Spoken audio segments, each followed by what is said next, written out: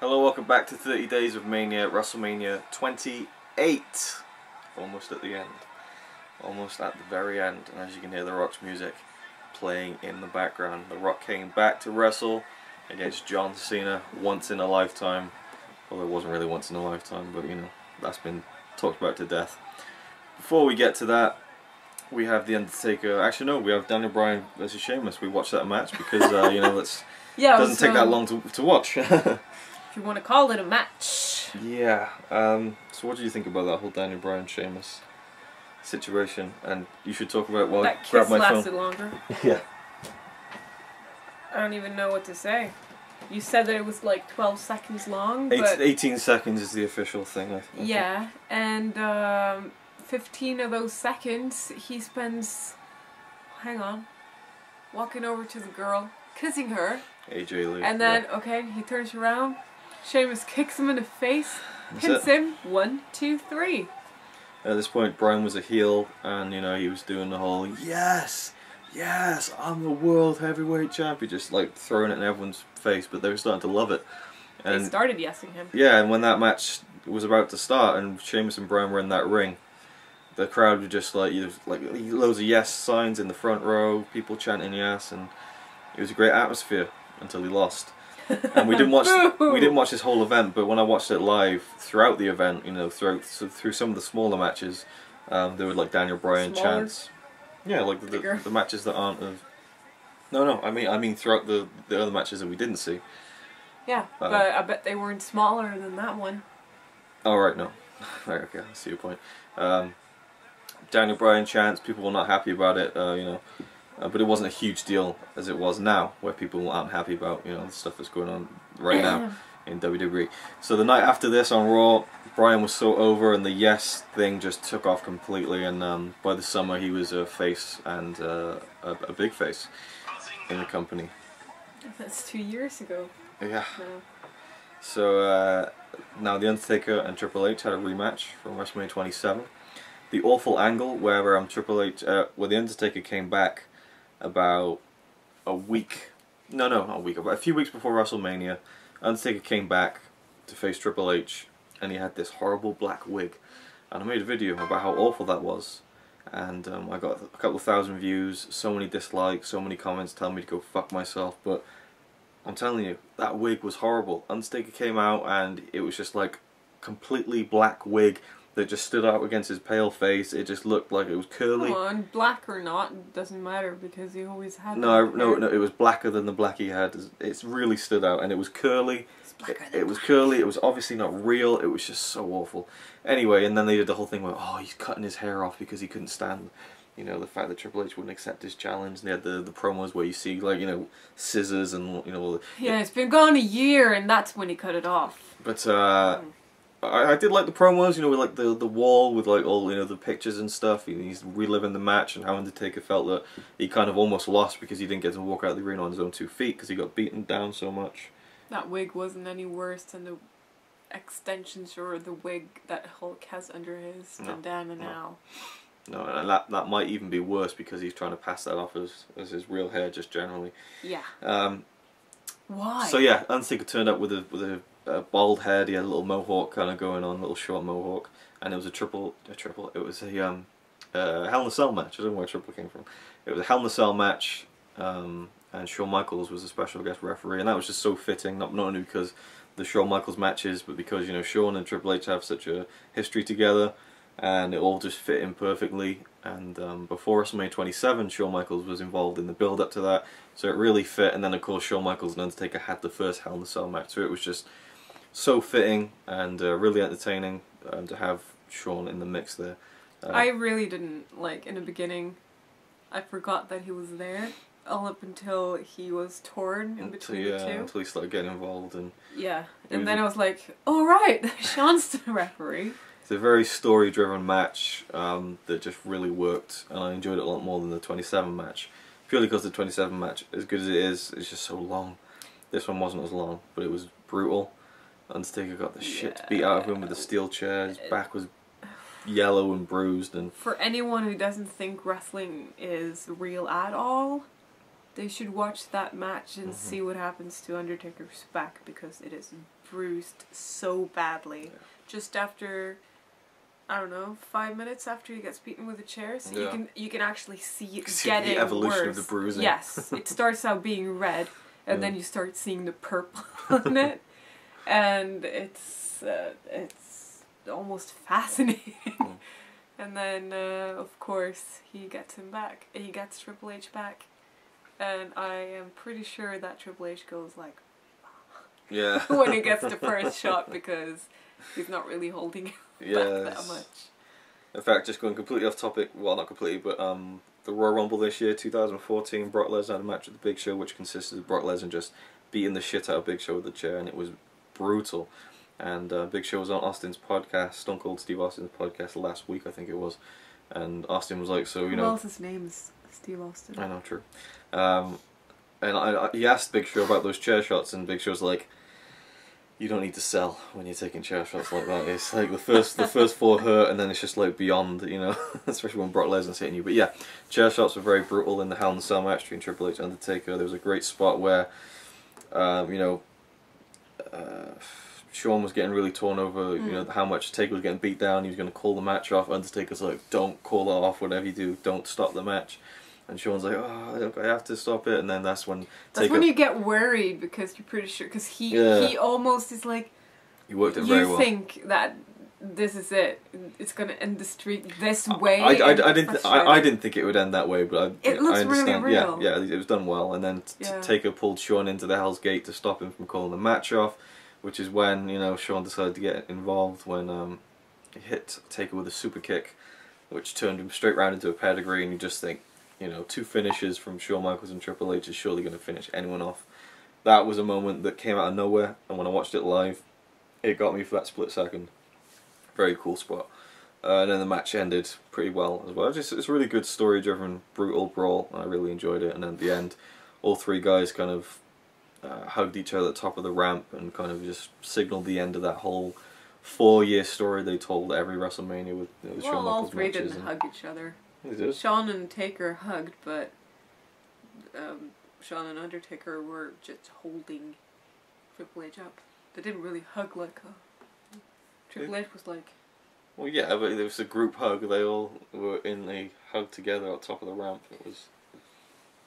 This isn't a hug. This is helping someone to stand. That's just being completely... Triple H had his head down the whole time. That's being so pedantic. He didn't look at Undertaker until he was out of the ring. I noticed. Because he didn't have the energy to walk by himself, but he had the energy to do this. He was just selling it. And then go to Undertaker. So you mean to tell me after all that, you know, that emotional battle and all the matches that they've done and stuff, all building up to that moment, Taker pulls them both in for a hug, and Triple H is just like, oh, I know I don't want to be here. I didn't even see him hug. This isn't a hug. He was holding him. He didn't. Triple H could have walked out on his own. He was selling the fact. I'm sure he was hurting, but they weren't literally holding him up. He wasn't that, you know. It's not real. Anyway, so moving on from that, that was a great match. And the opening was actually, the America the Beautiful was sung by Lillian Garcia, I think for the 2nd time. And I actually noted this down. I don't know if you remember this. This was your comment. Oh no! As she was singing. No, let me read it first. Your comment was... No! And it was almost as if you were speaking to her. You said, no. Do you really have to use your arms that much? Alright. Bimbo! And after that, I said, it's good. Yeah. But every time she went up high, it's like, she was lifting herself up with her arms. And she wasn't wearing much. Not leaving much to your fantasy, did she? Not that I'm fantasizing about her. Yeah. I wasn't. I know. Do you? Do I what? No. I'm joking. Anyways, she looked like she was dressed like one, and she was dressed like one. Oh, like a bimbo. Okay. Like a one. What? Okay, moving on from Lillian Garcia, the main event, John Cena versus The Rock. It was announced the night after WrestleMania XXVII, the first time they'd ever had a main event or a match booked for WrestleMania a full year in advance. So they had the whole year to build it up. A lot of people are critical of whether they'd be able to keep the momentum going, and they did well. I'm sure she's not a bimbo. Yeah, I know, it's fine. No one's watching these anyway. Yeah. What is a bimbo anyway? Bimbo, just like, you know, airhead, you know, blonde, ditzy, you know, yeah. So... Well, she's blonde. We could just leave it at that. Yeah. Don't worry about it. We're moving on. We're moving on. So, Cena and The Rock, I love their feud, but for me, every step of the way, John Cena just, not to use the term, but owned The Rock. Every time they did a promo, Cena just hit out the park. He would have something interesting to say, he'd deliver it well, and he'd have a point. And he doesn't have to repeat himself Yes. 3 times. The Rock would just be like, repeating himself, just being like, I'm gonna stick my foot straight up your candy ass. Fruity Loops. Yeah, Fruity Pebbles, and he's just like, hey, guess what? This is my power. Cena's lady parts, now trending worldwide. And it's just like such a cocky thing, and also bringing Twitter, bringing Twitter into the feud was just ridiculous. I mean, can you imagine Stone Cold and The Rock having arguments on Twitter? Rock is always on those things. Yeah, no, but I mean, just for me, I didn't like the fact that they kind of carried half their feud out through Twitter. That was just weird. And then The Rock always talking about what was trending. There was a segment where The Rock led the whole arena on Raw one night to a sing-along set to Queen's "We Will Rock You," but it was something else. It was like blah blah blah, Cena sucks, da da da, Cena sucks, and then there was like a, you know, like the but it was like lyrics about ripping Cena, and The Rock kept like messing the lines, and it was like, and he was like messing it up and stuff, and then like he was posing afterwards with a big grin on his face, even though he knew it went terrible. And when they released that Blu-ray of Rock and Cena, they had every promo on there except for that one. So they knew it sucked because the crowd were trying to get into it, but it was just awful. If anyone saw it, you know what I'm talking about. It just fell completely flat. Now, I know I'm getting into this a lot, but there's a lot to say. It's totally fine, because I agree. Now, The Rock did do a great... At least you get to trash The Rock, and I can just sit The Rock did do a great series of promos. I want to say, I can't remember what it was now actually, but it was like, he called it The Rock's history lessons. And throughout this episode of Raw, he was out in the city, and there was one segment where he had like all of Cena's merchandise. He's like, yeah, look at this, Cena, you know, and he was throwing it in the river and stuff. He was doing this, he did this promo where he quoted Back to the Future, so instantly like kind of won my favour over. But it was like the classic Rock promos that we knew and loved. Whenever he was in that ring live on Raw, for me, just there was something missing. He was good, even great, but he wasn't quite as on the button as he was. Let me tell you something. I'm gonna tell you something. But he would do that back in the day, and it worked. Let me tell you something. I don't know if it was a change in the times or just the fact that Cena would say something that he had a legitimate point. You know, that he ripped the Rock about something, and The Rock would just be like, "Yeah, well, I'm gonna, you know, Cena's vagina," you know, and then he's just like, "Yeah, that's trending worldwide." You know, it was lame. Anyway, the match was building that to be the biggest match ever. You know, everyone said that's going to be the greatest match of all time. You know, even Jericho said it at some point. One more thing about the feud between those two. Yeah. It was just like watching people in, you know, in school. Oh, changed the battery. Oh, we've actually been going on that long. Well, you go on. You carry on what you're saying. I'll hook the charger up. Yeah. It's like in school when someone's bullying someone. Yeah. That's all I gotta say about it, really. It's just, no, but it's true, because he keeps calling him names, he keeps making fun of what he says, and everything about him, really. And he even makes voices, and he's making the crowd join him on making fun of him. So it's... really, I think it's... distasteful in a way. I know this is what WWE is about, to make someone look bad, and then that's what the heels do, and then you have the faces. But it's just like in school. You have the popular and unpopular kids. There are so many kids that watch this, and this will be okay because it's The Rock. It kind of makes it seem like it's okay to call someone names and make everyone else boo them and go like Fruity Pebbles. It's an interesting point, especially because around that time was when WWE were really starting to get into the whole Be a Star bullying campaign. Yeah. So yeah. And then this is classic bullying, and if they probably don't know that they are bullying, because from the looks on, you know, the way they look and stuff, they probably never were. And they were the bulliers. I don't know. It's just, I think it it's not really good when you know that there are so many kids watching this. If you can't bleed on TV, why do you get to bully someone and make that look okay? Well, because it's okay. You got your opinion on it, and I agree with it to a certain extent. I think it's different with wrestling, but you know, a lot of people like you who are kind of fans of wrestling. You're not like hardcore fans, but you are a fan of it. People will see it like that, and so you're representing the view of people who aren't maybe as fully into it and kind of. It's not about who's into it or not. Well, no, there's different. I just know there are a lot of kids watching it, and they look up to The Rock, and they look up to the people that actually bully the other people, and they are booing Cena. Right now, I don't see a reason why they should, because he is better than a lot of the people that are getting cheered for. And he is a good guy. Leave him alone! I'm gonna turn into that guy who's like, leave Britney alone! I think it is disgusting, the way...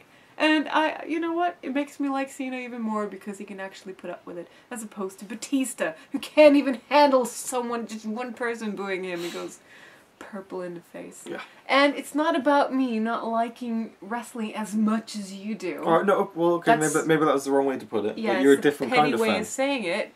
I see it differently because maybe I was bullied in school. Well, there you go. All right. No, I wasn't really. But I saw people that were bullied. I wasn't a bully, but I saw people getting bullied, and I think it's horrible. And kids are watching this. The Rock was distasteful. It is wrestling, though, and that stuff does go on. But The Rock was stupid. Okay, anyway.